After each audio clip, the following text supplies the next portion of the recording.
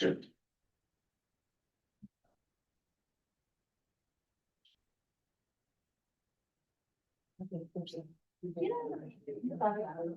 you. Thank you very much. I think over on the table. Yeah. Okay. Oh, good. Good. Excellent. What do you want to wait? Those. So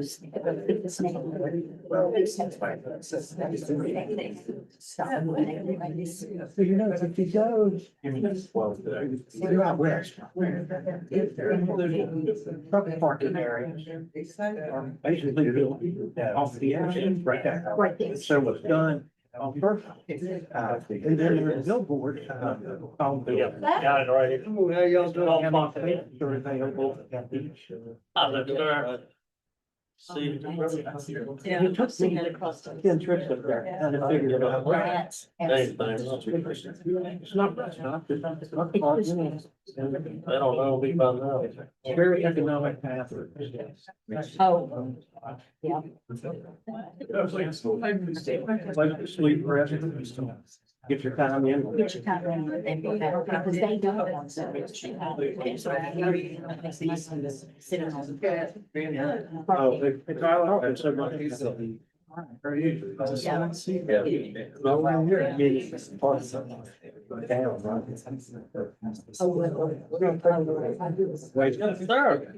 How we doing, Kenny? How are you?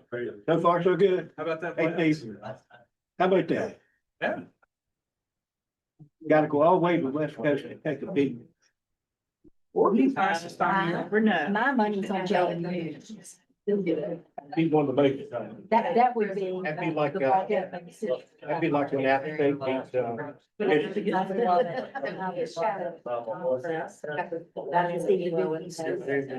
We're very.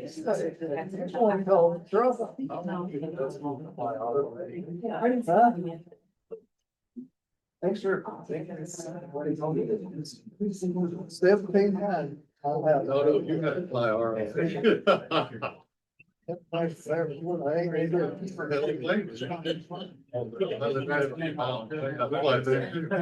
Ever since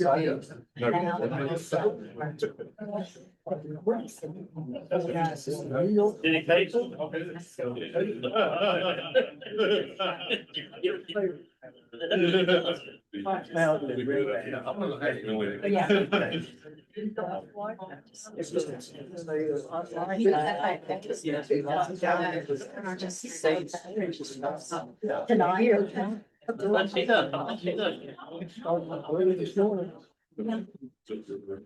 Good afternoon. Good afternoon. How's everybody today?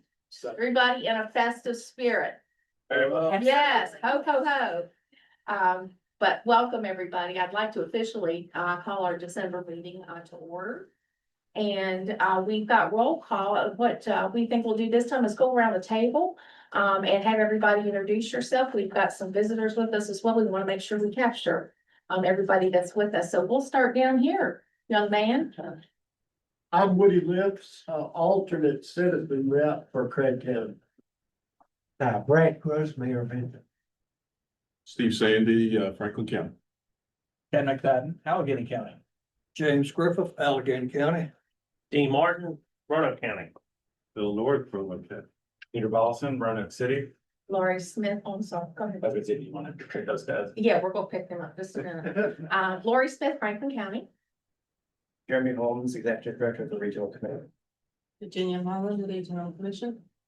Lee Osborne, Roanoke County. Brandon Nicely, Botetourt County. D. King, Salem City. Dawn Erdman, Roanoke City. Anne Marie Green, Salem City. Hunter Holiday, Salem City. Very good. Let's get started with your thoughts. Todd Robertson with States and Homes. Welcome. States and Homes. Tyler Sizemore, Allegheny Highlands Economic Development. We welcome you. Thank you. And we'd like to make sure that our wonderful staff is introduced as well. Would you like to start, Emily? Regional Commission. Jessica Heron, Regional Commission. Jared Goldman, Regional Commission. Jenna Bonner, Regional Commission. Tara Mueller, Regional Commission. And McGee with Regional Commission. Bailey Medeiros, Regional Commission. And Brian Hill with the regional commission. This is the power behind what we think is a throne, but this is where it all gets done. So we're very grateful to have our staff with us and all of you with us as well. I do not believe that we have any requests for remote attendance, so we will forego that. What I would like to do, we have a need to amend our agenda, which would include, deleting item 9, the bylaws committee presentation, and we're going to defer that until January. So I would appreciate a motion to amend the agenda to remove item 9. Thank you, Mr. Norton. A second? Second. Thank you. All those in favor, please say aye. Aye. That carries unanimously. Thank you all very much. Next item on our agenda, we have the approval of our consent agenda items. You've got a few things there, financial reports, minutes, and so forth. Are there any things on the consent agenda that you would like to pull for further discussion? Any questions? Hearing none, I'll entertain a motion to approve the consent agenda submitted. Move the consent agenda. Thank you, Peter. Second. Thank you, Lee. All those in favor, please say aye. That carries unanimously. Thank you all very much. So I've got some remarks to make from my office as chair. I just really hope everybody had a really nice Thanksgiving, and here we are pressed into the Christmas holiday season. So time is flying by. I do want to thank everybody that kindly attended our annual dinner that was held at Explorer Park in Roanoke County. It was a beautiful night. It was lovely. I think that the content, the meeting, just the socialization, the camaraderie, it was just perfect. It's a perfect evening. So proud of our annual meeting. And I do want to extend, excuse me, a special thank you to Carolyn Ward from the Blue Ridge Parkway Foundation. She came up from Asheville after being asked after the individual we were expecting was not able to attend at the last minute, kinda.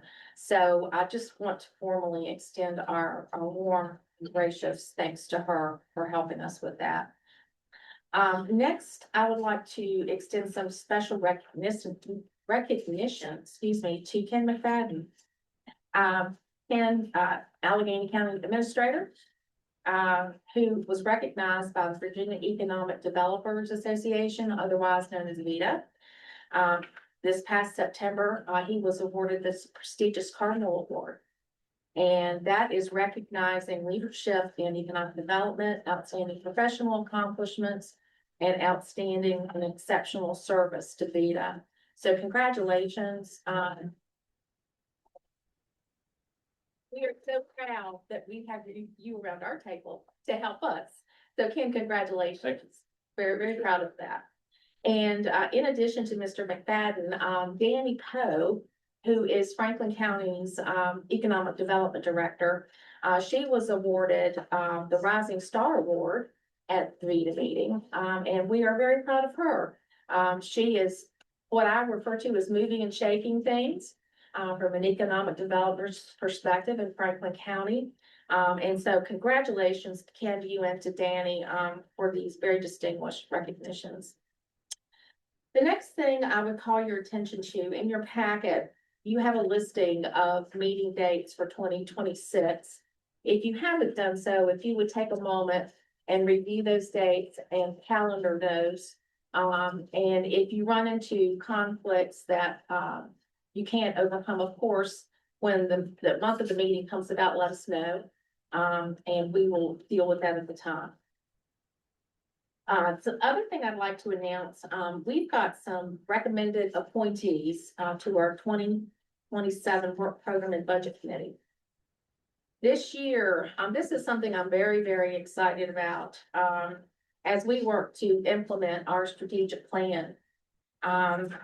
This Program and Budget Committee will take on additional and exceptional responsibilities in understanding and reviewing the Commission's budget, the connections between our work program and our strat planning, and the selection of work program projects, And this is gonna help us better define and align with the strategic goals that we've identified. This group is going to, adopt a charter. A draft was in your packet, to help direct their work so that it's defined and very clear and expectations are being set and managed. So the individuals that, are serving on this, with a big thank you, Lee Osborne, Lee, thank you, Dee King, thank you, Dee, Chuck Unroe, James Griffith, Chris Kepler, Don Erdman, and Billy Martin.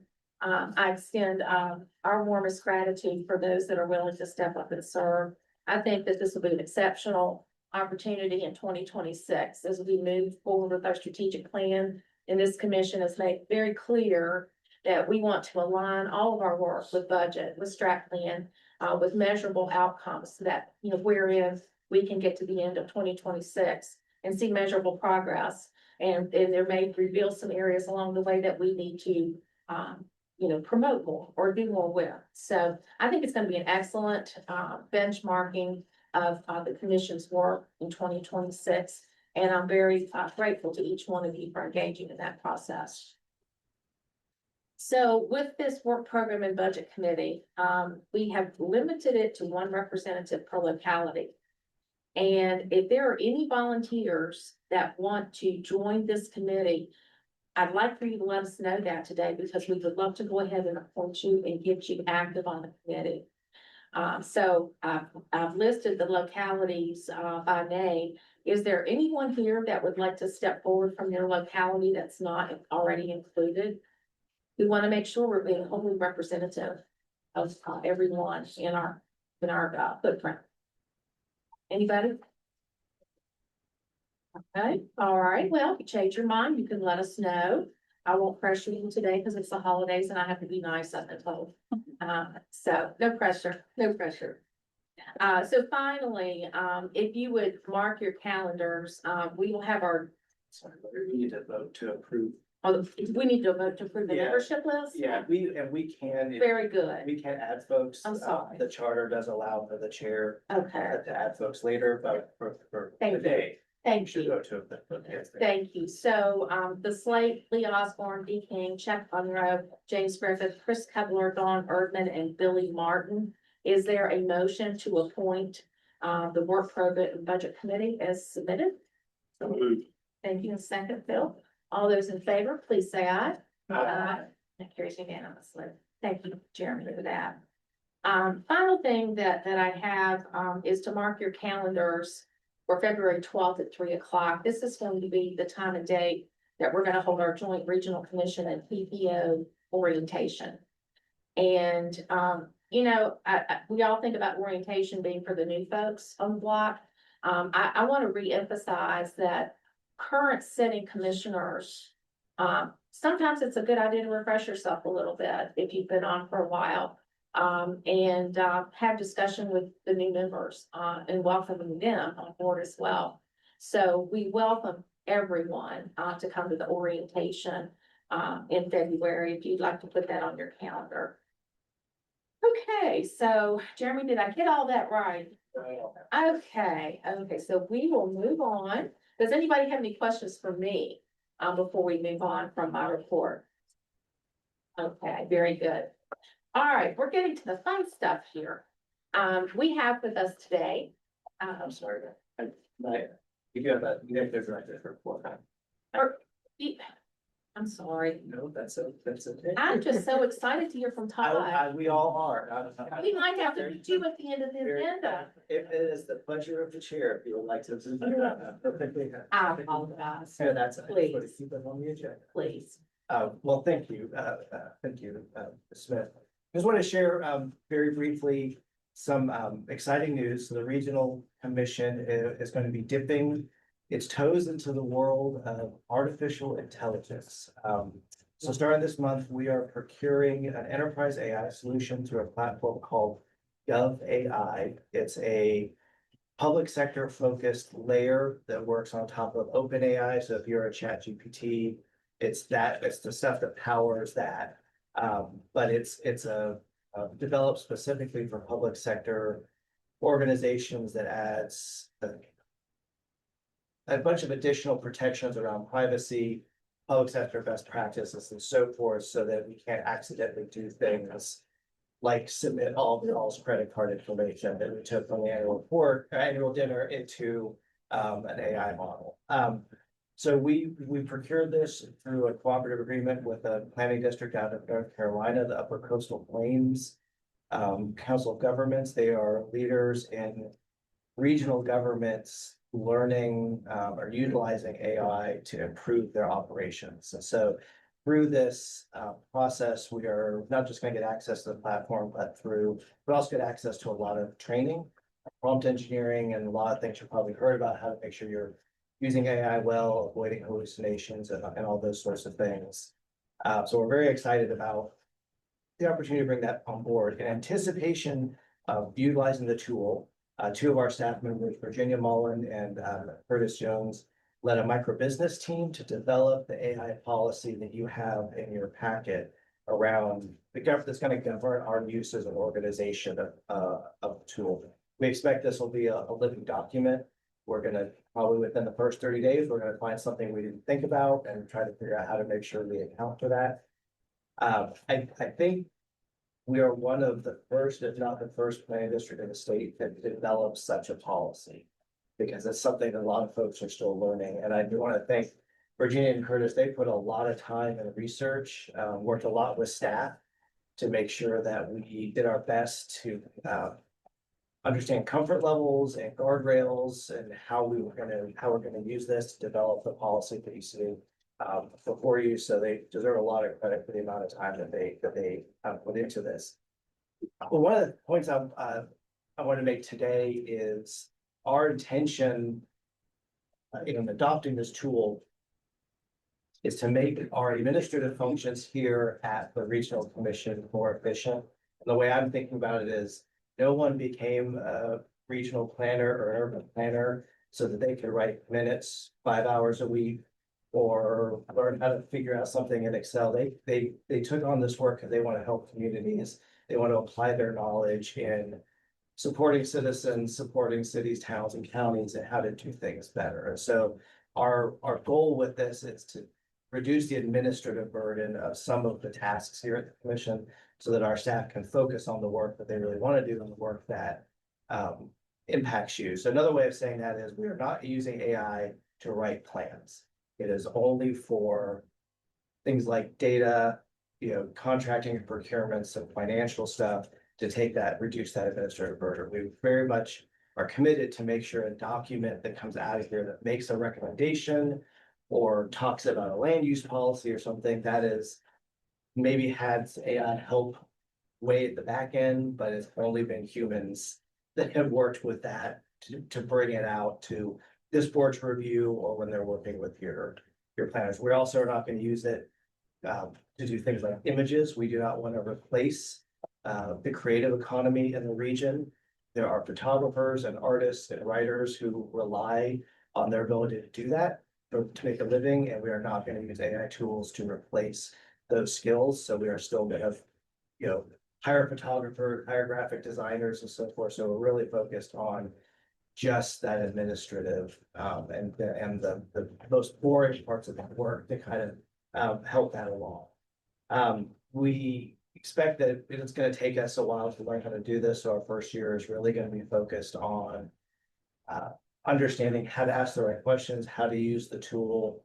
If we get to the end of that year and it's not doing what we want it to do, or we've decided there's something that we're not comfortable with, then we're not going to keep doing it. So this really is an exploratory period. So we hope that it will help us make better, efficient use of public dollars that we rely on to do our work, and also be able to produce more of the stuff that you really want in your communities. So I'm happy to answer any questions. Actually, one other point I wanted to make with our subscription, we actually get 30 seats to use this particular solution. We have 17 people here at the commission. So we are going to be looking at a way, we've been told through our purchase we can do this, maybe allowing some of our members to access those seats.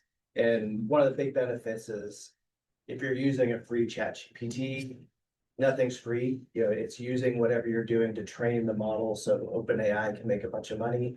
If you're using our seats, then nothing's being trained, that data is not going anywhere. So we're gonna look at a way to maybe with our rural localities or certain positions to see about providing access to those tools, which even if it's just a opportunity to do some training or experimenting within your organization. So look for that in the next couple of months as we figure out how to do that. I'm happy to answer any questions that you might have, and we'll keep folks apprised as we kind of learn how to do this, and if we're gonna keep doing it over.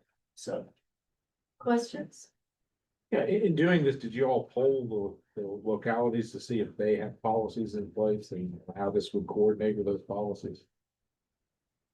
we do we look at local government policies. We didn't find any local government office.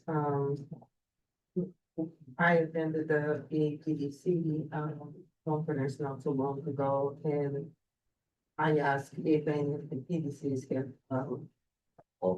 policy, and they didn't. Right. Everybody said they were working on it, but they didn't have a finished document.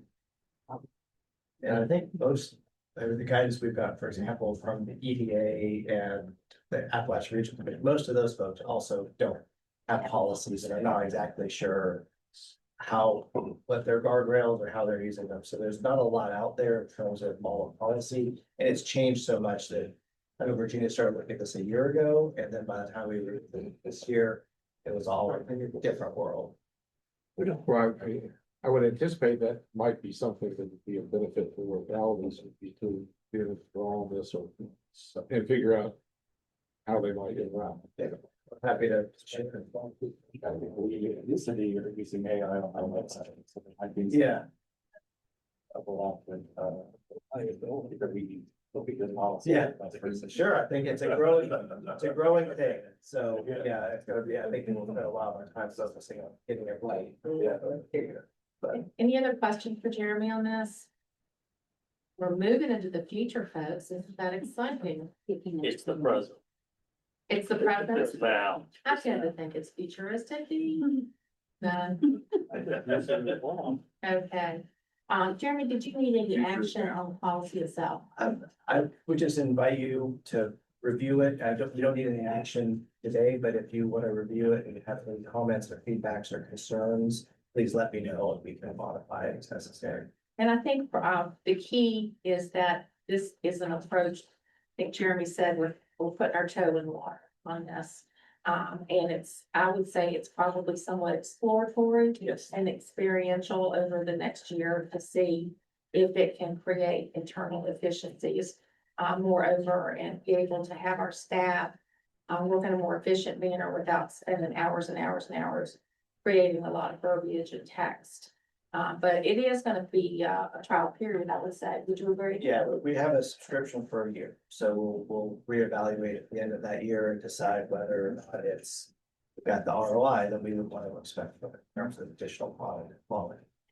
You have anything else, sir? I do not have to. Okay, well, thank you. Does anybody have any questions for Jeremy? In general, his report, anything? Okay, Jeremy, thank you as always. You keep me in my lane, which is a good thing. So now, we will, welcome our speaker, Todd Robertson. Todd, you can, of course, take the podium. I'll do some introductory remarks if that's okay. Todd is the founder and president of States and Homes, which has been focused on home construction in Roanoke, New River Valley, and the Northern Neck since 2011. Has been involved in the home building trade since 1992. Mr. Robertson received his Bachelor of Science in Finance from Virginia Tech and his Master's of Business Administration from the UVA Darden School of Business. Todd, we welcome you today, and we look forward to learning a lot from you. Thank you. That working? No. Good on.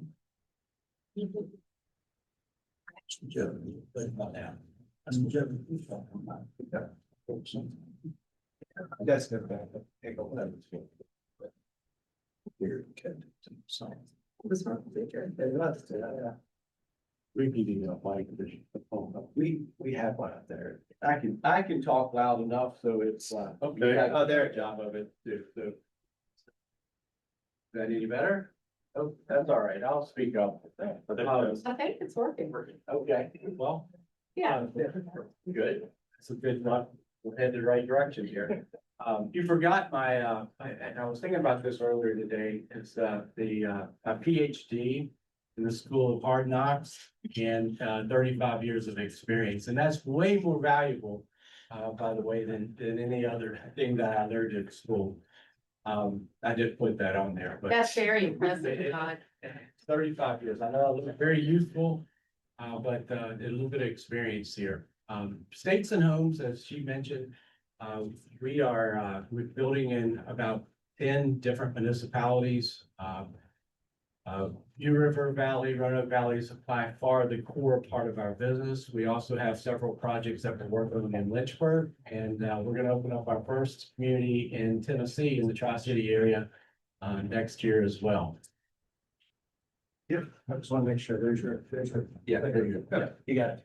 So, so anyhow, we've been around, we've been doing it for, I guess, Stakes and Homes started in 2012. I spent about 20 years working for a national home builder in the Philadelphia and the Northern Virginia market prior to wanting to start up a home building company here in this region. Despite what many people say when they come out to some of the rezoning hearings, is that I didn't get into this business to make money. Certainly that's part of it, right? You gotta earn a living. But I really got into this business to build great communities and great homes for people. And that's the most rewarding thing that we do. We have about 50 employees, and I think if you ask any of them what they enjoy about their job, it's handing over the keys to new homeowners. We do have a challenge in our industry, and everyone that's been probably involved in the commission at all has heard numerous times now, we have a affordability problem and we have a supply issue in the housing business, housing industry. I could throw out all kinds of data to you, but most of that you've already seen. So I'm going to really focus today on three primary issues that are real difference makers that are causing us to have this problem that exists today.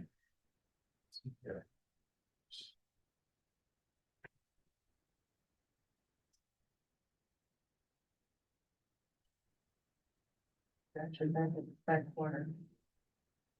I'm sorry.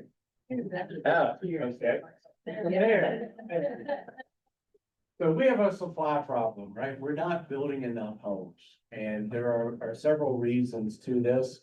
But if you just walk away today with anything else that you can think about is we have a supply problem. And it does come down to the basic economics. I've spoken on this subject and I've spoken on it for the last 5 years, and I'm a broken record. And I'm like, I got to do something different because I'm not making an impact today. For the last 5 years, I haven't made much of an impact. I got asked to be on an affordable housing committee 12, 15 years ago. And then 2 or 3 years later, I was asked to be on it again. And 2 or 3 years later, I was asked to be on it again. They asked me about a year ago, and I'm like, I've already given you everything I got, and nothing has changed, right? We're not making changes to fix the problem. So I want to come back to this graph, but if we have a set supply, we have a demand curve here, and we have price, and we have quantity at the bottom, and we're going to come back to that in a few minutes. So today, nearly 3 in 10 Virginians spend over 30% of their income toward housing. Probably a statistic you've heard before. In 1992, the average first-time home buyer age was 28, and today it's 40 years old for first-time home buyers. And if you don't think that has a problem creates problems in a society, then you're not thinking that through. A 28-year-old I have a 25 and a 27-year-old, so I say this with a lot of knowledge, right? If you don't have a home, you push off having children, you push off responsibilities. And a 28-year-old with no responsibilities acts very differently than a 28-year-old with lots of responsibilities, right? And so that impacts our society greatly. Home values have increased 162% since 2000, while incomes have only grown 78%. If there's one piece of data that I would ask everyone in this room to be cognizant of, and it's easy to pull, especially over the last 50 years, is real wage growth. Because it doesn't matter if wages go up 20% if inflation went up 30, right? That's still negative at the end of the day. So we have to, as a society, pay attention to that. And if, I'm shocked at times when I talk about this subject, how many people don't even know the term real wage growth. It's very important, especially to folks that are influencing our government policies. So the three challenges that really move the needle for us and where we get stuck in changing the supply is the regulatory costs and fees, which this is going to shock us. I'm going to show you a slide that will shock you.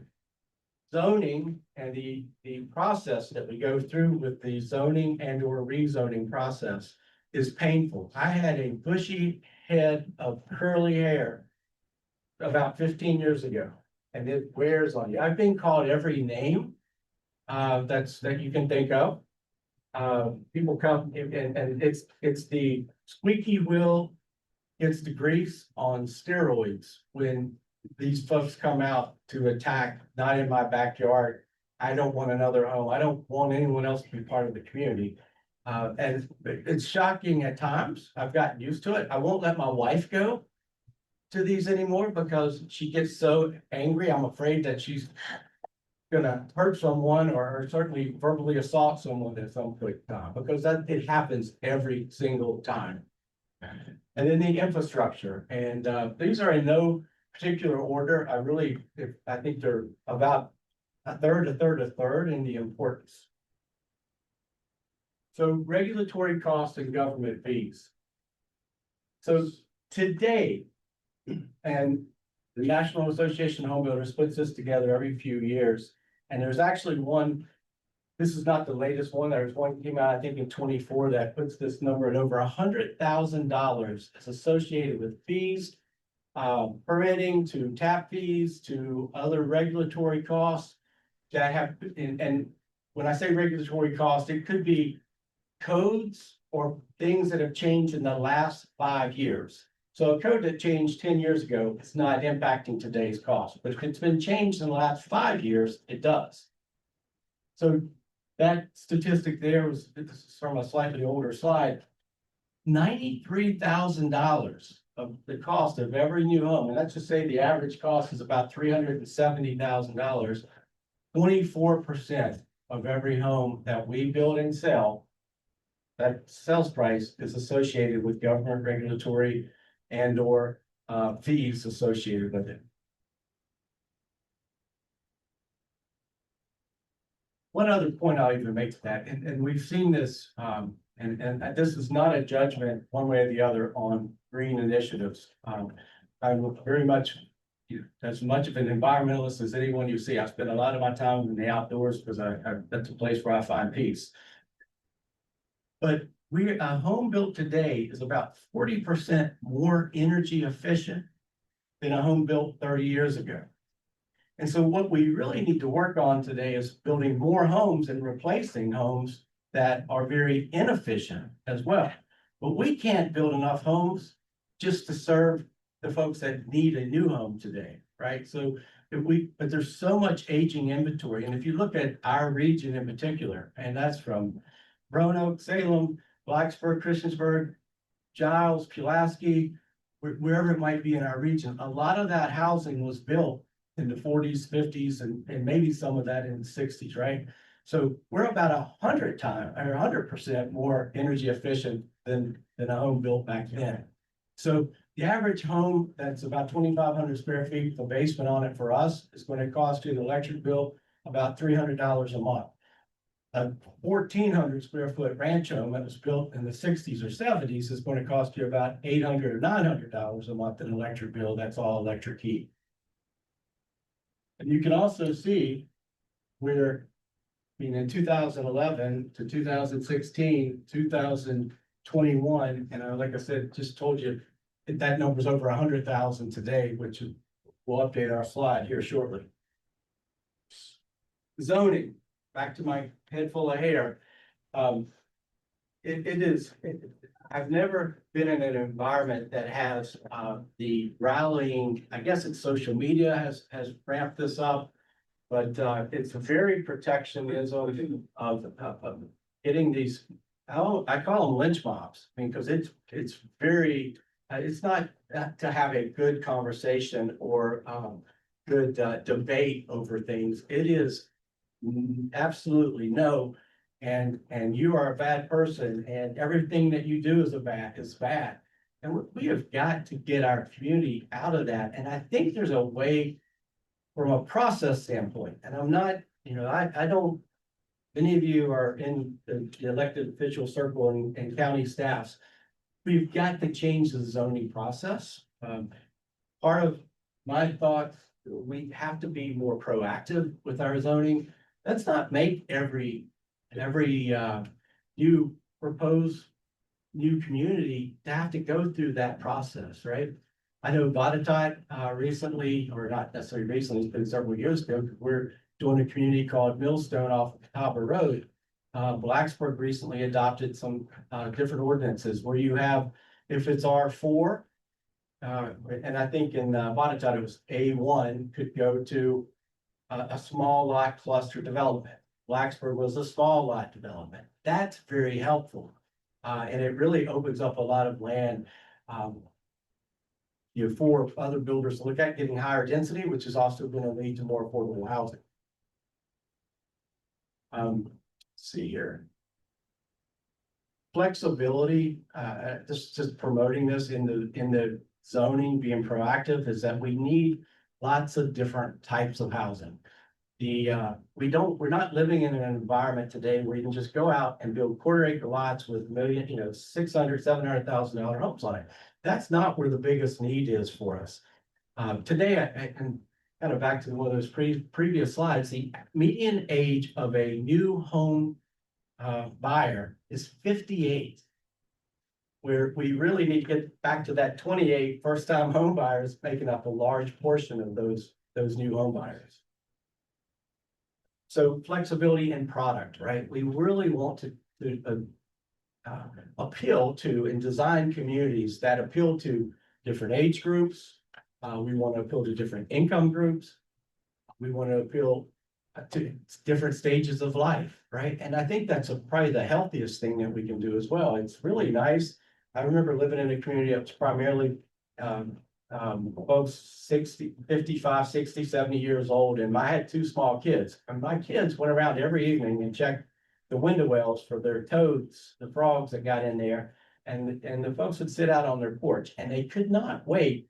And my kids learned so much in those conversations, right? When their grandparents weren't very close to them at the time, and they had those discussions. That's the interactions that when you build the right kind of communities and the right kind of neighborhoods, that it appeals to them, right?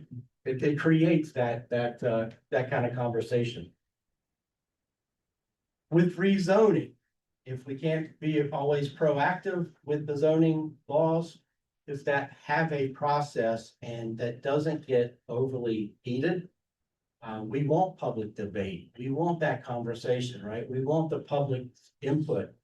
But when they drag out and in some cases, I would say more than half, some of our rezoning cases drag out 2, 3, and in some cases 4 years between the time we put a piece of property under contract, meet with the staff and get feedback. Sometimes we do charrettes where we get public engagement during that, then go to the planning commission and then go to the supervisors of the city council, and it drags out. And so it takes, on average, for a new community, a new neighborhood, for us to go through the rezoning, we're going to spend $400,000 to $700,000, and we haven't even gotten an approval at that point in time, right? Much less a shovel in the ground. So it really deters developers and or builders, if it's not really profitable, we're not gonna do it because it's just not worth the pain.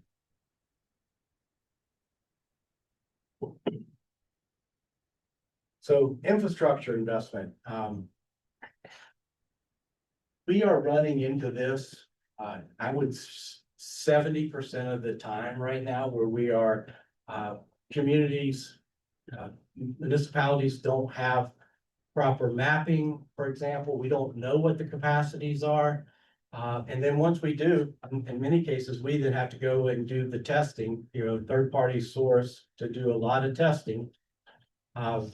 We come back and we discover, oh, there's not enough sewage capacity that, that's to replace or upgrade a treatment facility, it's going to blow a deal up, right? We're not going to, most of these deals, you can't spend $5 million on that investment to make it work, right? So it goes away.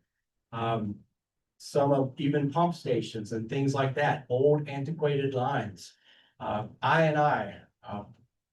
Everyone infiltration of the system. It's everywhere right now. And at major rain events, we're seeing sewage treatment system be at 150, 180% of capacity in major rain events. But we can't build 50 homes that we need for our communities because we're pushing those limits. And I tell people all the time, it's not a sexy thing to invest in, right? Doing a new park, that's everybody likes that. Even doing maybe a special program that helps people, that's sexy. Nobody cares about sewage pipes in the treatment center until it's a problem. But it is a problem that's impacting. I look on this side of the room, there's a lot of young people on this side of the room. It's impacting all of you, and you probably didn't know that, right? And so we need to invest in that, upgrading our utilities, and then also the road systems, right? Too many times developers are, the builder comes in there like, we have to do traffic studies, all good. But if we're always fighting uphill, now we got to put a $2 million traffic light in. Now we have to put an exit, an entry lane in or an extra lane turn lane in. It adds up, and it's a direct impact on the cost of the housing to the buyer, right? The developer's not just putting this money into it if there's not a return back, right? It adds to the cost. I can't go out and raise money and raise capital with our investment partners if there's not a return on that money. So what if we made zoning easier? We reduced regulatory costs. I'm not saying we got to go to zero, but 93,000 seems a little excessive. What if we made more investments and opened up more land that was zoned appropriate, that had the infrastructure to serve that? And what happens is that you take this red line and you slide it over here. And I know most of you probably have seen supply demand sheet before, but it's real. And if we slide the red line over, what happens to your price? Because now the red line's down here. We have more supply and we have a lower price. And I think everybody's heard that probably thousands of times, but this is real. And we're not going to get the investment needed if we can't figure out a way to solve those three items. So that's my whole presentation, and I'm happy to take any questions. So we had a piece of property in Roanoke County was zoned R3 for 40 years. One day someone started construction on it. Neighborhood got up in arms because they weren't asked for their feedback, and we told them, well, we didn't have to zone R3. Well, we finally did have a meeting inside another meeting in the corner just to relieve the tension. And they didn't like it because there was some apartments going in and townhouses. They're blaming everything that goes on the community now on those people moving in there. So it's not in my backyard. It exists even when you have the right zoning, because they could have built any type of home in R3, whether it was single, multi-dwelling, or townhouse or senior living, any type of homes would have applied, but because the builder chose what he chose for his reasons, they all got up in arms. There's a piece of property the builder also purchased just up the hill on the mountain that had a proper of 85 homes. And the builder wanted to remove the 85 homes. Well, that won't gonna happen. You know, they said he can build what he wants to build, but no more than 85 because of the topography, which is in this area is another huge challenge. The topography is gambling on water, it's gambling on rock.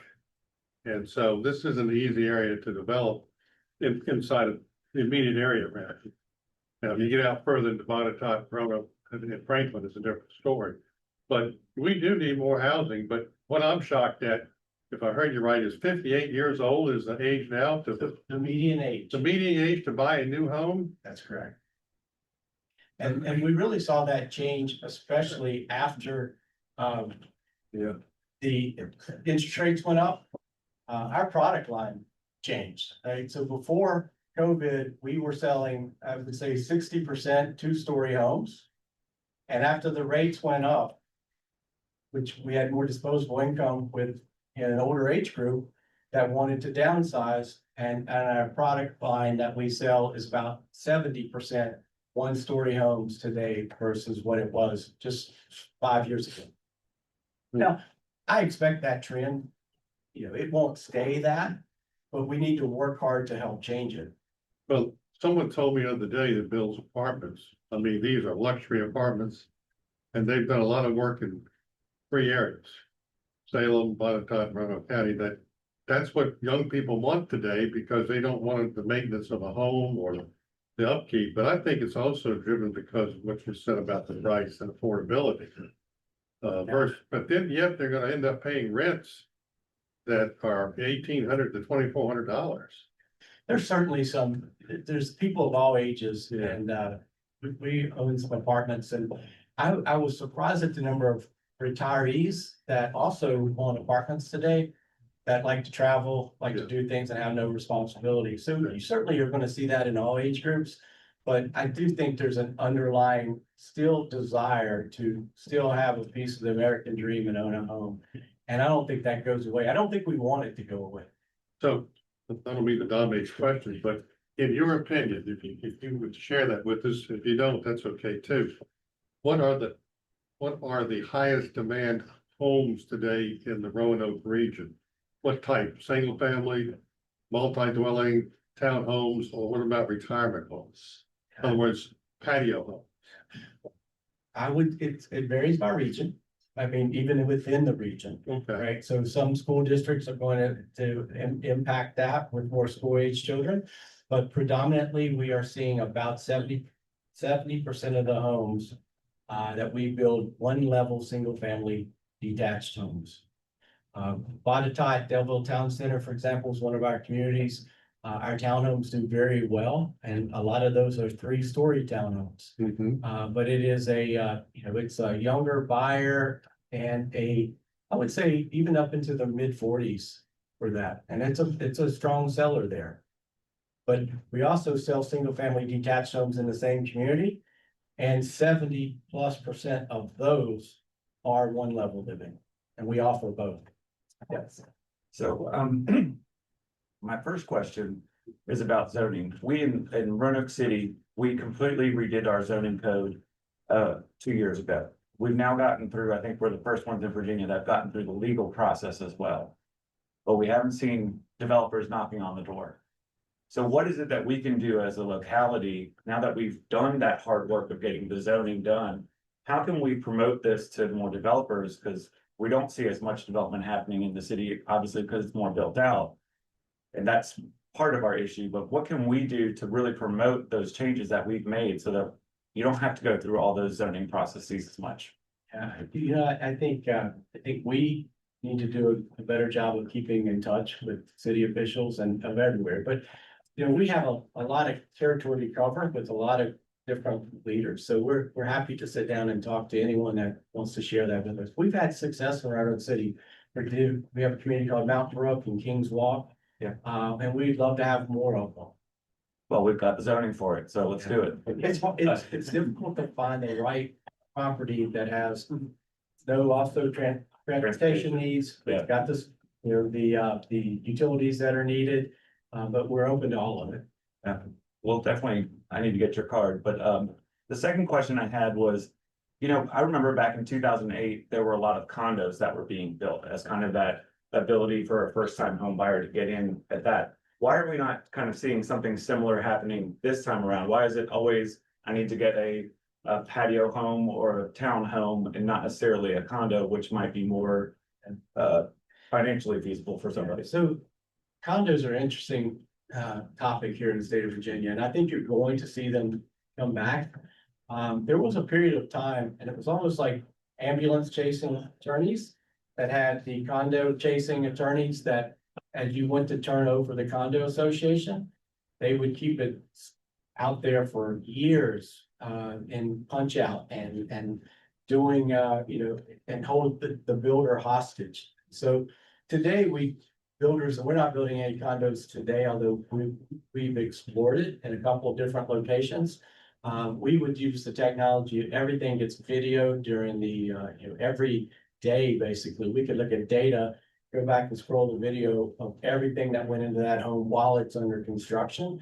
And so there are some things that we would use to help us navigate that process. And I think it's being done, especially in Northern Virginia, some in Richmond. And that frenzy that was happening has somewhat dissipated because these builders are coming so well prepared today to prove that it was built right. Thank you. Any other questions, comments?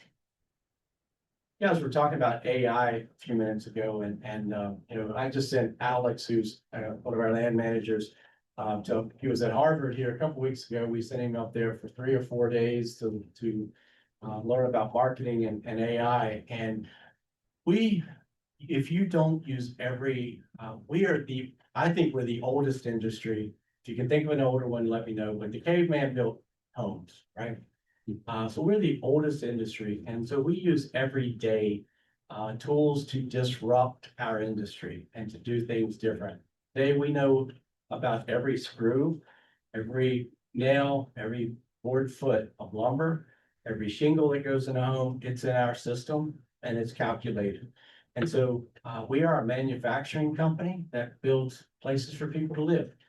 And if we don't do that, we can never build affordable as well. So I just thought that was interesting as you were. It is. Thank you for sharing that. Okay, well, we thank you so much, Todd. This has been very informative and very timely. Thank you very much. Okay, just continue. Mr. Holmes and Amanda are going to facilitate some regional housing discussion, please. Thank you, Madam Chair. Jessica, I'll ask you to advance the slides tonight as we get there. We wanted to take this opportunity, having an expert in the housing development in the room with us today. And Amanda and I have participated in a number of meetings and conversations over the last several weeks where housing is sort of a constant presence in those discussions. And the Regional Commission has had a very small place in regional housing discussions in the past. We've done the comprehensive housing study that we've done before. We received the Virginia housing funding that we have used to support a small number of projects in the region. But I think it's clear to us that there's a bigger discussion to be had about what exactly this organization could be doing to support our localities with this housing challenge. That makes sense for someone like the Regional Planning Agency that doesn't have zoning control, a lot of the things that are happening at the local level. What's the right lane for us? And in line with our strategic plan, we wanted to engage the board in this discussion to help get some direction from you about some areas you might like to see us move. And I don't expect that today we're gonna answer this question, but I wanted to maybe get a start on some of these items as we approach our work program next year. We have some areas we can explore. So what I wanted to start with is initially just like kind of lay the groundwork. And there's a point I want to make with this slide around funding in just a moment. to talk about the programs that we work with as a general rule, with federal and state partners, sort of where they are in terms of, accessing funding to support housing. And for the most part, what we're looking at here is, some housing development, right? Actually building new housing at Mr. Robinson was talking about. So just want to highlight, the theme that you're going to see here in a moment is that it's a challenge. We've got, HUD funding is out there, but, we're learning that those funds are being cut. That's a real challenge at the federal level right now. So that's that program. Although it's not one that we access directly as a regional commission, it's one that many of you access, and a lot of that money is currently forecast to go away in various programs. And Amanda might be able to talk about a little bit. She was at a restoration housing strategic planning session yesterday where this came up from their perspective. The Appalachian Regional Commission, there are funds there in our footprint that is primarily Alleghany and Craig. But a lot of that is focused on very distressed communities, and this is an area where we actually do better than a lot of ARC communities, so we don't get to access as many of those funds as, say, if you were in far Southwest Virginia, the coal fields. They're practical matter, they have much lower match rates to access ARC funds at 20-80%. We're at 50% to access those funds, and so they're there, but there are limited opportunities. Same with USDA, there are some housing programs out there, but weirdly enough, Craig doesn't. I think Craig is considered too economically rich to qualify for a lot of USDA programs. It works it's very similar to those who, and I'm not going to get to this because I don't know it, but the LCI, school LCI, it's weird math that does not take a lot of things into account. And it ends up making some of our very rural communities look like they have more resources than they do. And USDA programs are often loan programs rather than grant programs. CDBG is out there, similar issues with cutting and limited opportunities. You can, through some hazard mitigation funds, potentially do things, but it's very focused on like flood-prone sites, or very focused on areas. So and then there are earmarks, and we'll talk about where those have come into play, but of course, those are very competitive and really reliant on working through your congressional leaders. And so the story there on the federal side is there are very, very, very few funding programs that will allow you to build a house, is what it comes down to. We've looked at a lot of those. I will say on the flip side of that, and we'll talk a little bit about, there are a lot of programs allow you to create an industrial site or put in water, sewer, or build a shell building, but there are not equivalent programs generally on the housing side. There are some state resources, tobacco commission funding in our region. That's only Franklin County qualifies for tobacco commission funding. Of course, we have Virginia Housing. We are very grateful for all the work that Virginia Housing does in the state to support grant funds. We received $2 million several years ago to fund the projects that we've got in Roanoke City and Covington. Those grants still exist. They are much smaller pots of money and much more competitive now than they were 2 years ago. And the limitation there is they do not cover infrastructure. So all those items that Mr. Robertson was talking about in terms of water, sewer, etc., there are no programs that will cover that to allow Virginia Housing to come in and build a house. This is not a funding program, but one thing I did want to highlight is DHCD under something that passed the General Assembly about 2 years ago, I think, does maintain a residential sites database. There's a statewide commercial sites database that's used to market commercial sites. There is a residential sites database that DHCD manages that's intended to market residential sites. I'm not sure how many folks are aware of or use that tool. It's not gonna help you build a house, but it might help connect to a developer. It is out there, but I'm not sure to what extent how much it's utilized. So this is by no means intended to be a comprehensive picture, but I sort of want to lay the groundwork into ways that the departments, the regional commission usually works with, into some of the limitations what we've seen when we've looked at other housing programs about where do we get money to support you all in potentially subsidizing the development or pieces of the development to get housing out. I'm gonna ask it, Amanda's gonna tag team in here, but can talk about an example Mr. Paulson brought to our attention in the Mount Rogers PDC about a program that they are running, kind of how they got there, just to show you what potentially a planning district could do should the right resources come together. Yeah, so I'll stand up here so you guys can actually see me and hear me a little bit better. So Mount Rogers, it has become kind of a case study for what PDCs can do in this area. And for those of you who are not familiar with this program, they have worked with the town of Marion to essentially set up a revolving loan fund for redevelopment in that town. So Marion has their own funding streams and additional like staff capacity that they use to partner with Mount Rogers. So they're not working in isolation, they're working together. But Mount Rogers has been very key in operating as kind of a financial source for a lot of this work. And they speak on it much more eloquently than I can, but I wanted to just highlight some things about this model that are important to communicate at this point in the conversation. So any PDC could take on this kind of like financial role. It's enabled by the General Assembly. We don't have to do anything extra. The way that these kinds of revolving loan funds work is typically interest or profit can be banked back into the fund to go towards future work or developments.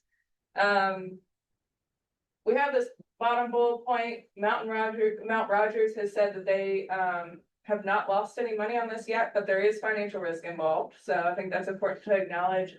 The biggest financial risk is really immediately is your administrative costs kind of exceeding what you budgeted for, or long runs on developers, that kind of stuff. Not being able to make your sales and turnover the way that you expected, and fluctuations in the housing market. So I mean, just the same costs that a private developer might have in terms of risk. And so if we decided to pursue a model like this, I think one of the challenges that we would have immediately is identifying a core funding source to kind of be the seed for starting a model like this. Some of the funding sources that Mount Rogers used are not available now, or they have changed a little bit. So, but we don't have to invent it from whole cloth. We can work with their model. So that's an advantage that we have. We do need to identify also the I mentioned there's a pretty hefty administrative burden. That's one of the things we've heard from Mount Rogers about this. In terms of tracking all these financial streams. And so we would need to identify capacity for that internally. And then we'd have to identify pretty clearly, I believe, like some initial kickoff projects or geographic scope. So this you'll notice the Mount Rogers service area includes a lot of different localities, but most of the work that has been done for their initial program has been in Smith County and Marion. So they haven't gone out the gate trying to go over the whole region. So I think that's an important takeaway from their program. And that's what I have on this slide. So I'll bounce it back to Jeremy. One of the points I think we wanted to kind of highlight there is, as Amanda noted, so that program is a partnership between the PDC and a specific locality.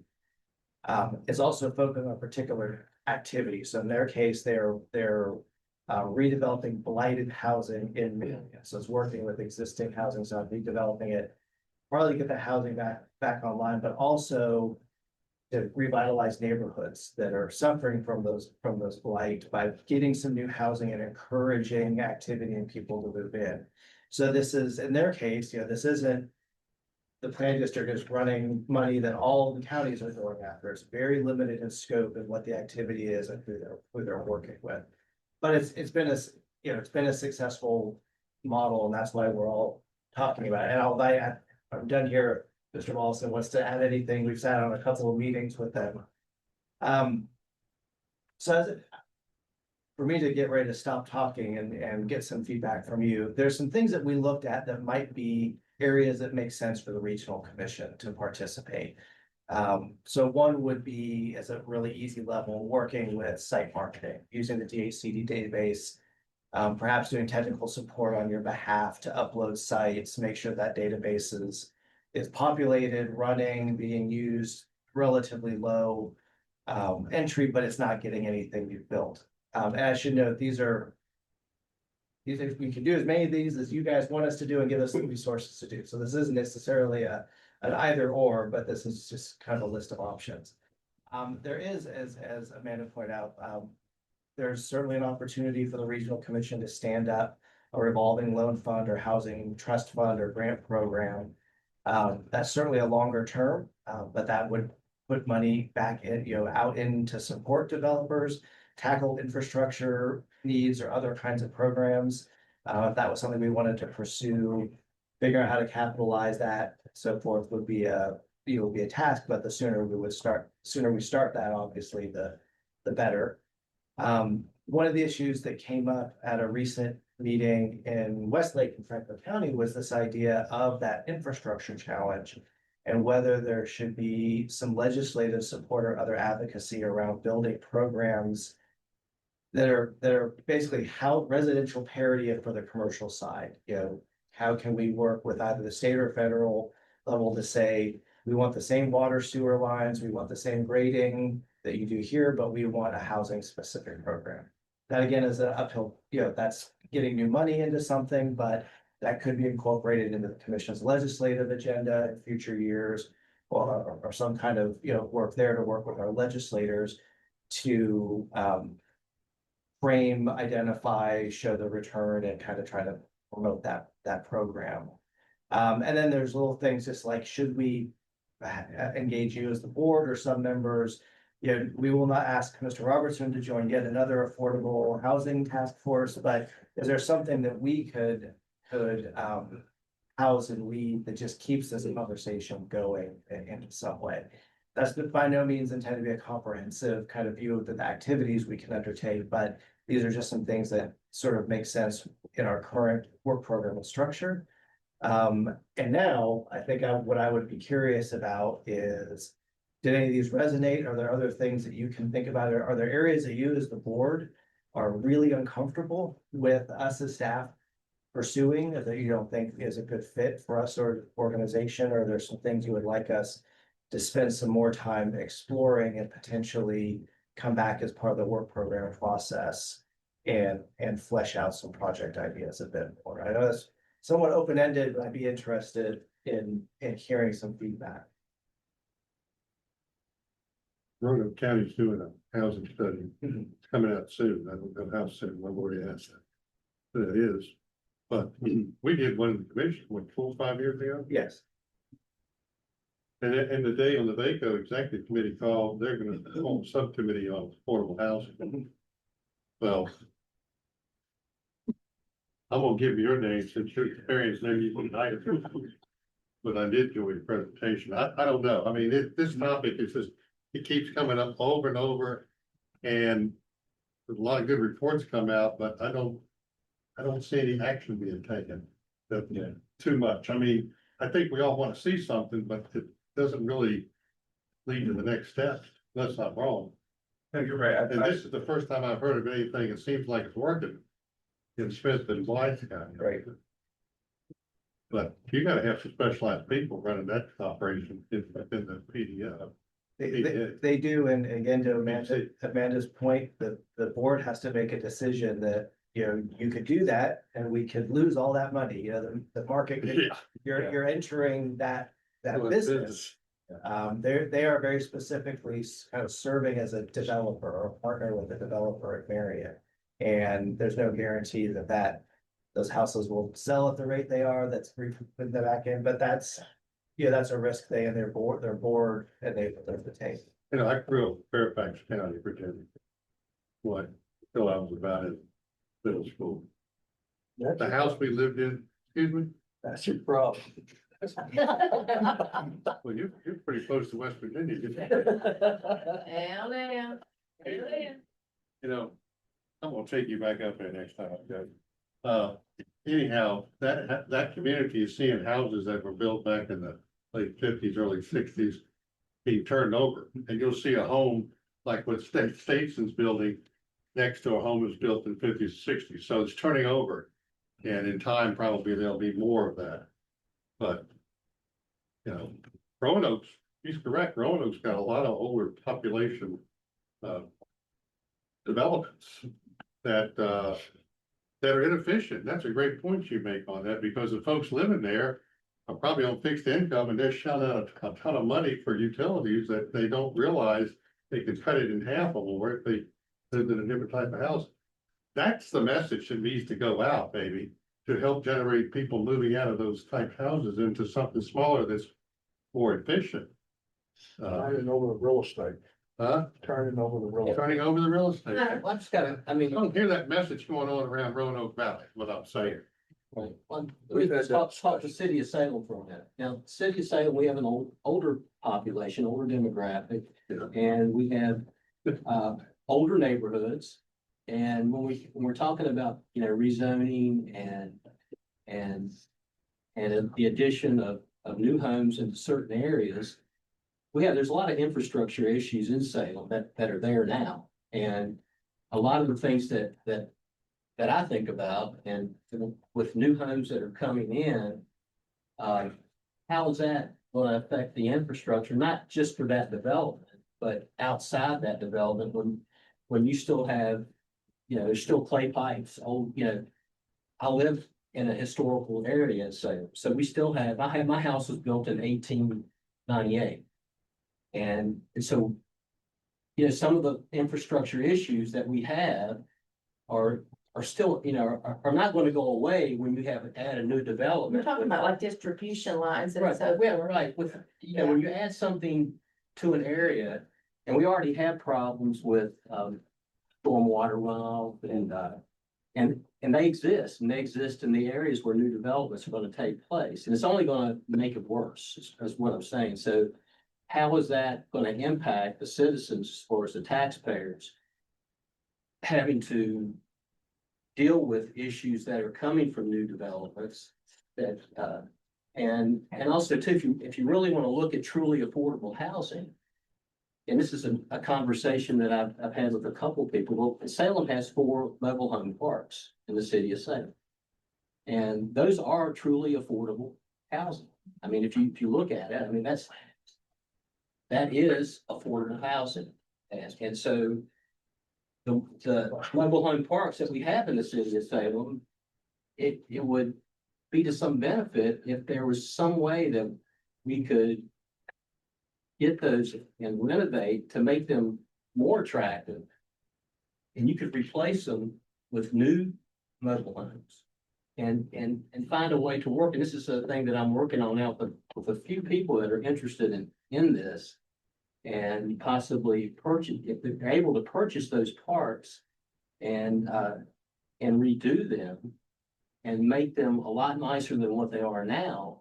But you still have, those are really affordable housing. I mean, if you can put a new mobile home in there, 14 by 70 mobile home, completely furnished, brand new for $70,000, then that's something that anybody can go in and afford if it's in a nice location. And so if you work with trying to redo the things that you have within the city itself, those things can truly be affordable housing. Yeah. One of the things that I think, like, from this discussion I picked up is that, you know, we do have old housing in this area. You know, it doesn't matter which part of the valley you're in, there's gonna be old housing, and it's in Roanoke City, we're no different. And that is one of the challenges, is getting that housing updated. You know, you talk about mobile homes, you could even do container homes, you could also do 3D printed homes. Tiny homes. I mean, Yeah, yeah, exactly. You can think outside the box, and those are things that people can truly afford. I mean, So that I think is something that the regional commission, that seems like a problem that we all have. That the regional commission could possibly start to look at is, you know, how do we update these properties and keep them affordable? Because you're right, knocking down an affordable unit typically does not create an affordable unit, Right. right? So how can we keep that affordable housing that we have already? Might be something that we could do with the commission. And I know at Vaco, this is on, legislative priorities. Housing, I was just telling Jeremy, housing keeps coming up in various ways. But there's never any detail or action to mitigate or look into the future about how we do things differently. And so I think here at the commission, we could create this discussion, a healthy discussion, and maybe hone in on some areas of things that we can influence. There may even be some legislative influencing when it comes to funding. But also in how we work from our planners' perspectives and working with the construction, the builders and the developers. Sometimes, getting everybody in a room, and we've done that in Franklin County, to try to just understand the challenges on both sides of the table, but what is the overarching goal, right? And I think that's what we're talking about here. I think we can throw out some topics, and we need to do that, because I think in order to really drill down on what could a recommended program for this commission look like, we've got to put the pieces together to understand what are they. What are we experiencing, each of us representing each of our localities? Does that make sense? I feel like we have a lot of things, but at some point they're similar. Yeah, absolutely. They all have similarities. Absolutely. I would also just ask everyone to think about, what we see is that low income housing is very different than affordable housing too. And I think you have to put those in two different pockets. Yeah. Often the middle is the ones paying the biggest price. I'll give you some examples. Sometimes we're in communities where they want, there's 100 lots, but 20 of them need to be affordable dwelling units. That, well, where does that cost go? Right? It just gets spread out between the other 85 homes, right? And so our biggest thing that we really fight for is that is, the folks that are, we'll call it working class housing, that we find is most in need right now. It is. So Jeremy, I'm sorry. Yes, sir. One of the things that we run into is, once you designate a subdivision, you wanna do it. Biggest hurdle we have is with the Department of Transportation. Oh, yeah. Get permits, Yeah. entry permits, then how you gonna do the curb and gutter? Now, are they gonna take the streets in? Those counties don't do roads. And that is a magnet. And I think you need to get the rules changed there. And I think that'd be a big hook. Yeah, we've been kind of vocal about that in Franklin County. In my district with the 122 corridor in Westlake. Businesses trying to come, VDOT saying you've got to put in right and left hand turn lanes when you're done. Right, I mean, And that's, so- like you said, that's a cost to the contract. And so, that is building to the point, their numbers are not gonna work, right? At that point in time, with all of those, we all pay taxes at the state level. We all think, or some of us maybe, that our roads should be what they need to be. It's a big hill to climb, but there needs to be some methodical approaches through VDOT.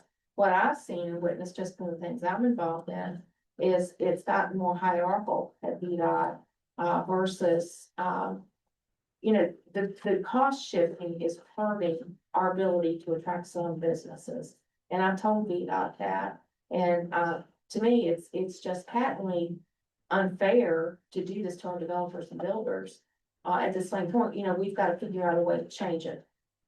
It's all about how do you move the needle there. From the House and Senate, change the bill. Yeah, change the rules. so I think we all acknowledge, the VDOT is our issue only to themselves, I think, but it's a piece of the puzzle, and I appreciate you bringing that up. It's a big piece. Yes. And go along with that, infrastructure, if you have to put in portable septic systems and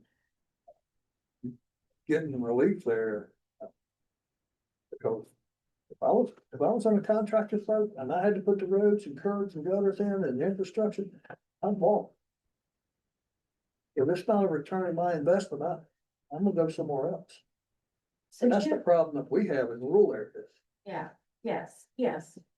So Jeremy, are you getting the level of feedback that's helpful? Yeah, I think, we just, this is not, like I said, a discussion that's we're gonna solve today. No, I think what I would encourage you to think about is, as you see up there, we are starting our work program process, so know that we are thinking about this and interested in what the planning district can do to tackle this. We traditionally have not been too involved in housing, like I said, that's not a request we've made, but it's a growing issue, and as it's come up a couple times, there's some things certainly that are shared across, pretty much everyone's localities.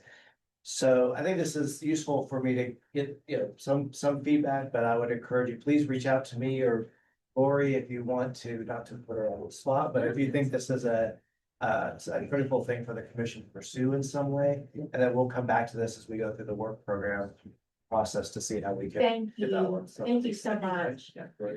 Yeah, one thing I would say, because of being a regional convener that we are. Home builder was passionate to take folks come in, being able to engine that, but there's other. Yeah. Thank you, Bill. You too, sir. Okay. Does that, Yes, thank you. close that topic? Thank Yes. you all. This has been a great discussion. Exactly the kind of stuff we need to be talking about. I'm excited about it. So the next item on our agenda, is with regard to the strat plan and a couple core, tenants. Jeremy, if you'd like to begin that discussion. Yes, if you, if you wouldn't mind pushing us through here. Well, as you remember in September, you all saw a draft of the strategic plan, and one of the things that we did not get as much into that day were some of the specific objectives. At that meeting, Chair Smith asked for afterwards to share any additional feedback about the strategic plan or concerns. We didn't really receive anything, so what you have in your packet for the draft plan, there's not substantive changes to the plan itself. We did relocate the vision statement, which was listed on the slide, but wasn't in the document. It's been relocated there, so you can see both of those. But what we did add into the document is the objective, which are the more specific actionable things. I'm not gonna read them all to you, but I wanted to highlight a couple of them just so you could get a sense of some of the specific things we're looking at. And again, I'll ask Jessica to pump us through as we go through. So I go back to one more slide, real quick. So just, I'm gonna try to get through this, quickly, the strategic anchor one, build more effective partnerships. We had a big focus on making sure we had meaningful participation from all of our localities. We know that not everyone can make it to the fourth Thursday of the month at 3 p.m. And so coming to the regional commission meeting is not always feasible for everyone. So one of the things we want to look at are things like our SEDS committee, maybe the housing discussion, other ways we can engage board members to make sure we're getting your input as representatives from your community, maybe on specific topics. So we're going to look at our committee structure or other similar opportunities and see if there's ways that we can get people who aren't always at the table at those meetings. We sometimes have more flexibility doing things virtually, some of those more focused things, and make sure that everyone has a chance to have a seat at the table. Next slide. Strengthen locality collaboration. As you all know, we've had a lot of turnover at our organization. A lot of your organizations have also had turnover. So one of the things that we looked at and we discussed in our one of our work sessions was coming up with almost like a mentoring kind of system where we connected our staff with local government staff in a more intentional way to make sure they had to opportunity to learn from each other, learn what your issues are, travel out to you more often, based on, topic areas, et cetera, just to improve those relationships. We know a lot of that's how that work gets done, but also make sure that folks that are newer to the region and new to the commission have a very intentional way to learn what's going on in the region. Next slide. Honing our program focus, that's a little bit of what we're trying to do today with the housing discussion. A lot of these things are already well underway, formalizing the project evaluation. I'm looking at my work program committee folks.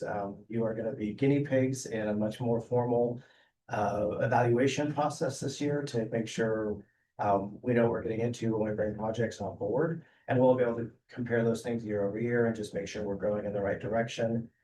In a moment, you're going to see our core program, what we're describing as kind of a core program framework for how we think about bringing new projects and where we focus our energy. But that'll be in a few more slides. Providing updates on these objectives. So we'll have quarterly updates on these to you, so you know how we're progressing on these items, and so we'll fairly more in depth on what's moving. I'm not gonna, if something's not happening, we're not gonna necessarily go over, nothing's changed. We'll focus on what's actually moving, or where we're stuck on some things, or where things need to change. These objectives are intended to be fairly living. We know things change throughout the year, so if something's no longer working or you need something else, that we'll have a formal process for updating that. Next slide. We've succeeded. We restructured the work program committee, so that's a big part of this process is where the projects execute on the strategic plan is at the work program level.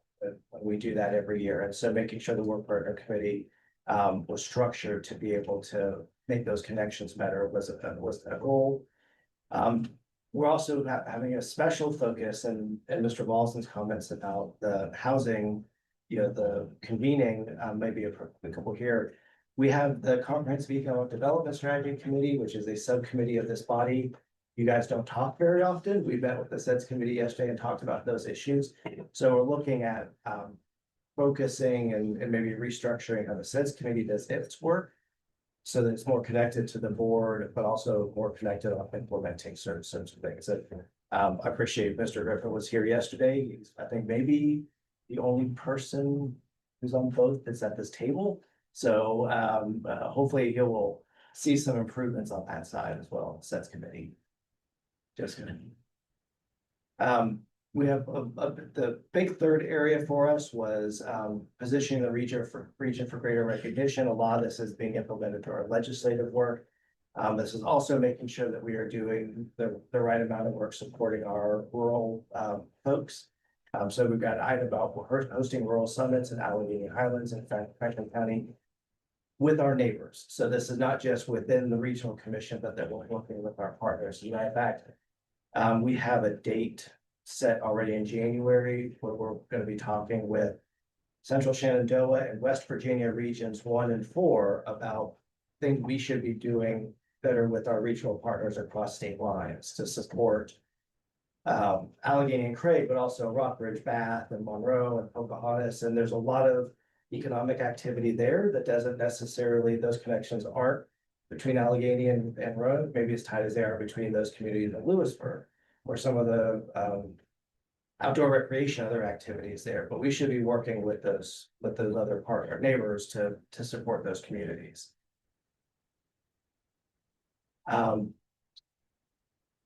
Me spending more time with VAPDC and VACO and VML. I attended my first VACO meeting this last year. It was illuminating. A lot of all the counties have a lot of the same issues, and I saw Mr. Griffith there. Glad to have you, my district. And it's good to know that we're not alone in these things, and hopefully working through VACO and being a partner, we can maybe make more legislative things happen, or certainly raise the profile, find more partnerships across other legislators and folks. And then similarly working more in DC. So we do a little bit of that through NATO. We're learning a bit more about how we can work with AMPO, which is sort of the NPO representative. But they do a lot of legislative work. We talked about the federal appropriations process for NPOs. We talked a lot about NATO, about ARC and EDA funding. So that's just kind of doubling down on those activities. And I hope this is the last slide. The executive committee agreed this week. We 3 years ago established a legislative committee as an ad hoc committee. And I think we've had an ad hoc committee that's been in operation for 3 years. It's no longer an ad hoc committee. So we're going to formalize the legislative committee into a legislative and advocacy committee. Partly it's going to be a way to provide more opportunities for many of you to serve if you want, but it's going to expand what we do beyond just the legislative work to additional regional advocacy work that might have more to do with working with agencies or other partners. We'll still very much focus on the legislative agenda and the work that we do on the General Assembly, but we'll expand that throughout the year. And then finally, locally, I'm very keen to meet these goals of raising the regional profile without doing work that someone else is already doing. And the regional partnership and the workforce board and the airport and RBTC and a lot of these folks are doing these kinds of things. So we just need to work more closely together with them in the chambers to support where they're taking the lead on things or finding gaps that doesn't make sense for them, for us to take the lead on. And again, these are largely, statewide efforts to get more attention and attention. Think that should be the last slide. So again, that's not a comprehensive. I wanted to highlight some of the specifics. And what we'd like is, and I'm happy to answer any questions about that. Hopefully you've had a chance to review what's in the document. With your approval, we would like to go ahead and formally adopt those objectives today, and that will then complete all of the missing pieces from the strategic plan process. So are there any questions? Clarifications required? Anything on your mind? Okay, if you look forward to that, I would now entertain a motion to approve these objectives. Thank you, Dean. Is there a second? Thank you, Peter. All those in favor, please say aye. Aye. And that carries unanimously. Jeremy, thank you. That's a lot of work. We greatly appreciate it.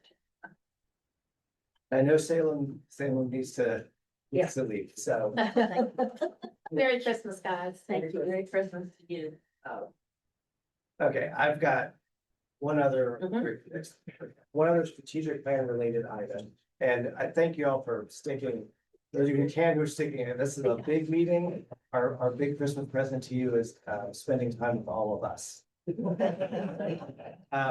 to the world.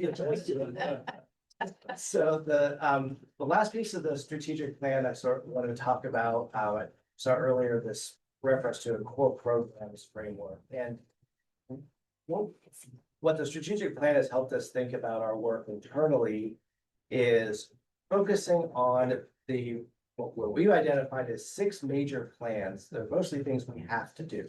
They're federal requirements to maintain some level of funding or some part of the commission's programming or budget. And identifying that those plans are ones that we have invested a lot of time, a lot of money, a lot of public dollars between our staff and consultants or whatever else that took them in place, and a lot of your time, since these plans have often involved, always involved working with staff and public and so forth to identify goals, strategies, projects, etc. So what we really want to do is, as we enter the work program, is look through the lens of these 6 plans, and rather than, ideally, do what we've already said we're going to try to do with these plans and focus on implementation or projects that explore deeper elements of these plans. And we've also identified that most of these plans overlap in some ways, and there are areas where that overlap is stronger. So, for example, we've got the Blueprint for Action. That's our regional opioid response program, right? We've got the rural long range plan and the Roanoke Valley transportation plan. Deployment of transit, human services, transportation options, and access are things that all of those plans need to be successful. So if we're going to do some of the things we want, the Blueprint for Action, get people access to services, workforce training, recovery services, they need a lot of the same kinds of things we're talking about as the other plan. So we should be focusing our attention ideally on where those lines are. So next slide. We think though that something is missing from those 6 core documents. The commission does a fair amount of environmental work. The septic pump out, so you remember Tara talking about.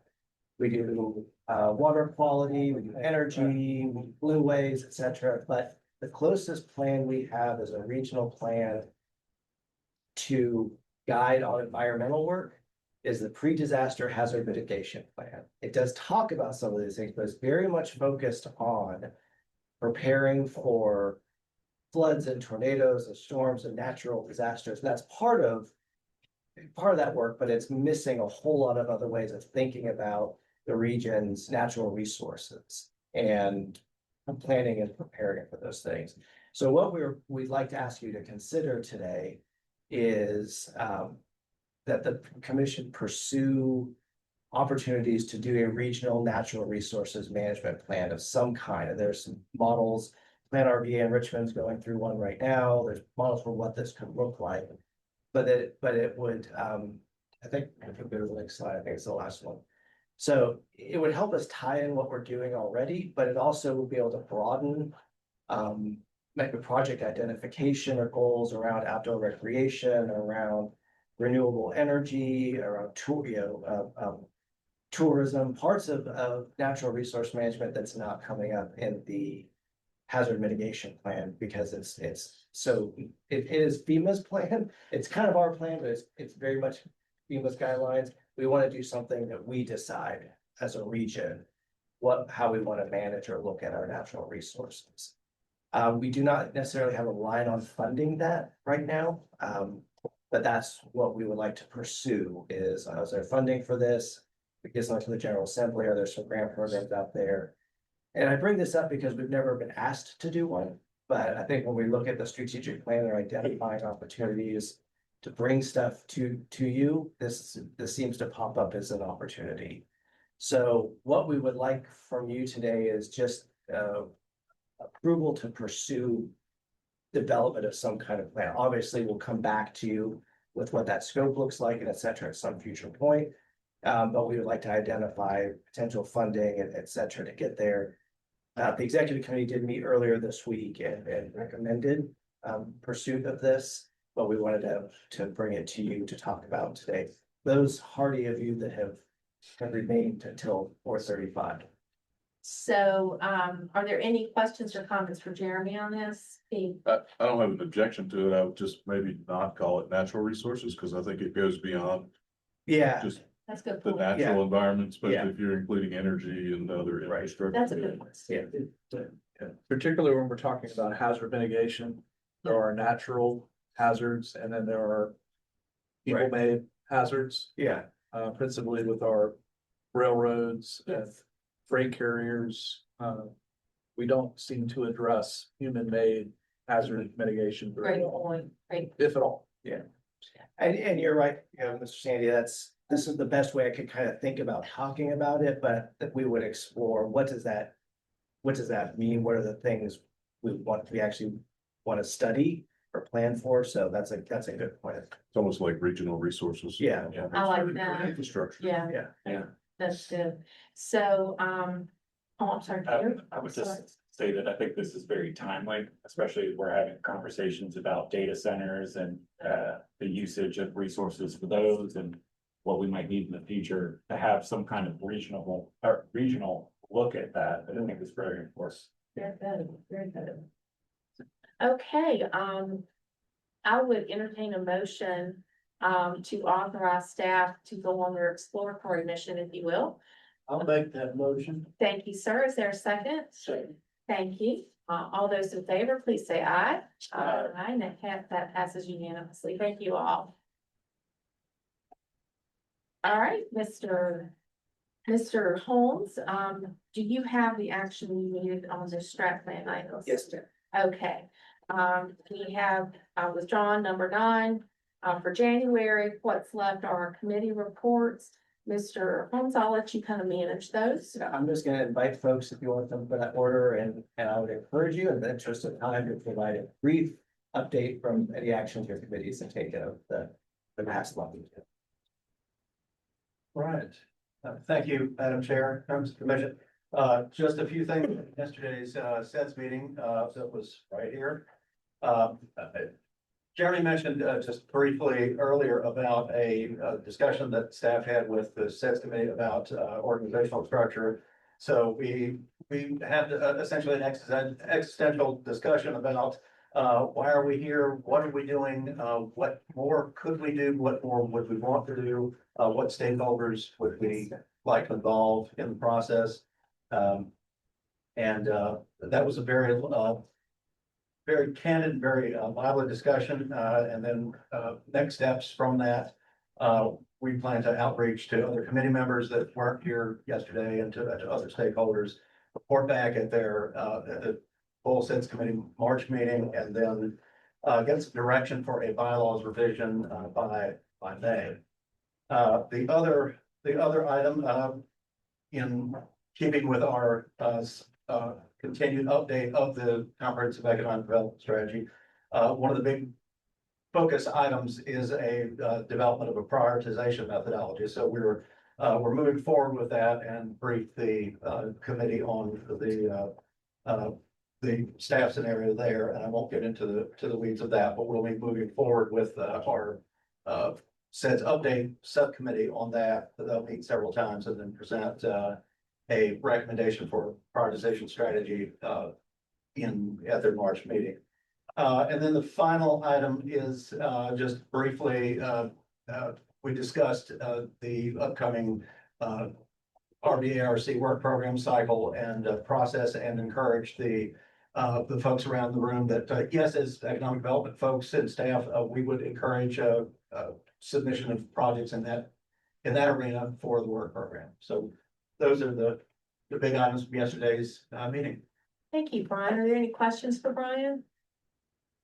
We very much appreciate, Brian, all your ongoing work, and you're doing some important stuff there. We appreciate it. Thank you. We got Ms. Bailey? The man. Me. Okay. I told you you need name tag. Sorry, mine is missing, so that's on me. I guess so. So yeah, for the Blue Ray Committee, we did meet at the beginning of November. The big push right now is trying to update our brochure for that group. And Jessica is happily taking the lead on a lot of that, and I'm very grateful to her for that. And we have not heard anything further from AP regarding Niagara Dam, so I just wanted to note that since that's an area of interest to this group. We'll meet again in January and hopefully have more things to talk about. One other thing, the Blue Lake Committee did request that I or someone from staff come around to the localities and do an update on progress towards Blue Way efforts. So that is something that we'll be looking at in the next couple of months. Thank you so much. The Collective Response Advisory Committee met in November for final review of our blueprint for action priorities. We anticipate the recommendation of that full document to come to this executive board in January. Very good. Thank you so much. Okay, the legislative committee, I think you touched on earlier. Yeah, I'll just note real quick, we did have our legislative luncheon in Allegheny Highlands last week. We met at the Sonic Theater. We also had representatives from Bath County and Rockbridge County participate. Both Chris Head and Terry Austin were there. It was great. I think it was a great event. They had a lot of good ideas, took a lot of notes. So if you recall, last year, this event was part of what led to Craig County's General Assembly appropriation of $1.9 million to complete the radio tower. So if we got another $1.9 million this year, we at least be keeping up with our previous performance. So, but it's a great event. Okay, super. Is there any other business to come before the commission, Jeremy, that you're aware of? Yeah. Okay. Are there any comments, inputs from commissioners? Yes, Brad. I'll keep it brief. I don't know how it's getting late. I just wanted to congratulate the chair and Jeremy also, and actually the entire staff. There's been an incredible amount of work done these past couple of months, and you guys have done a really great job. I've been around here long enough to know when things are going well. I think you guys are doing a great job. So I appreciate all of the work that's been done. Merry Christmas. Thank you, Brad. That's very kind of you. Very gracious. We couldn't do this work without your round table. Yeah. Anybody else have anything? A simple thank you for the banquet. It was by far the best that Wasn't it wonderful? I've been to. I don't know how long we've been here, Brad, but we came with the building, but it was the best. Good. Give you an attaboy, whoever, I'm sure you did a lot, but the whole staff, so thank you. Very good, very good. Okay, I will entertain a motion to adjourn the meeting. Second? Thank you, Brad. All those in favor, please say aye. Aye. And I wish you all a very Merry Christmas. And I'm happy to be here. Thank you. Drive safe. It's